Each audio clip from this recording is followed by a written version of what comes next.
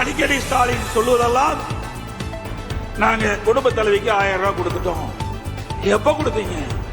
அதிமுக தொடர்ந்து சட்டமன்றத்தில் அழுத்தம் கொடுத்தோம். தேர்தல் நேரத்தில் குடும்ப தலைவிக்கு 1000 ரூபாய் கொடுப்பதாக தேர்தலில் அறிவிப்பை கொடுத்துவிட்டு அவருடைய வாக்குகளை பெற்று ஆட்சிக்கு பிறகு கொடுக்கப்பட்ட வாக்குறுதியை நிறைவேற்றவில்லை. அதனால கொடுக்கப்பட்ட வாக்குறுதியை நிறைவேற்றுகின்ற விதமாக மாதந்தோறும் குடும்ப தலைக்கு 1000 ரூபாய் கொடுக்க வேண்டும் என்று பிரதான எதிர்க்கட்சி என்ற முறையில் நம்ம தொடர்ந்து சட்டமன்றத்தில் அழுத்தம் கொடுத்தோம்.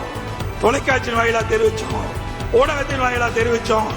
நம்முடைய சட்டமன்ற உறுப்பினர்கள் தொடர்ந்து சட்டமன்றத்தில் அழுத்தம் கொடுத்தாங்க. அதிமுக பொதுக்கூட்டத்திலே தொடர்ந்து விமர்சனம் பண்ணோம். வேறு வழி இல்லாம 28 மாதம் கழிச்சு அதிமுக கொடுக்கப்பட்ட அழுத்தத்தின் காரணமாக தான் மாதந்தோறும் குடும்ப தலைவிக்கு 1000 ரூபாய் கிடைச்சிருக்குது.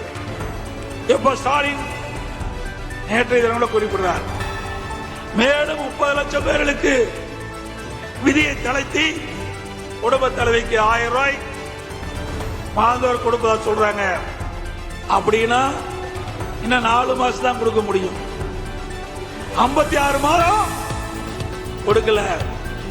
குடும்ப தலைவருடைய கஷ்டத்தை பார்த்து கொடுக்கல.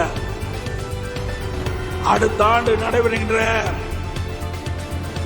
பொது தேர்தலை மனதிலே வைத்துக் கொண்டு திரு ஸ்டாலினுடைய அரசாங்கம் விதியை தளர்த்தி 30 லட்சம் பேர்களுக்கு மேலும் மாதந்தோறும் 1000 ரூபாய் குடும்பத்தொகை தருவதாக சொல்லியிருக்கிறாங்க. ஆக தேர்தலுக்காக தான் கொடுக்கிறாங்க ஒழிய குடும்ப தலைவி படுகிற கஷ்டத்துக்காக கொடுக்கல. நீங்கள் எவ்வளவு பணம் கொடுத்தாலும் மக்கள் வாங்கிக் கொள்வார்கள். ஆனால் ஓட்டு மட்டும் அதிமுக கூட்டணிக்கு தான் போடுவாங்க.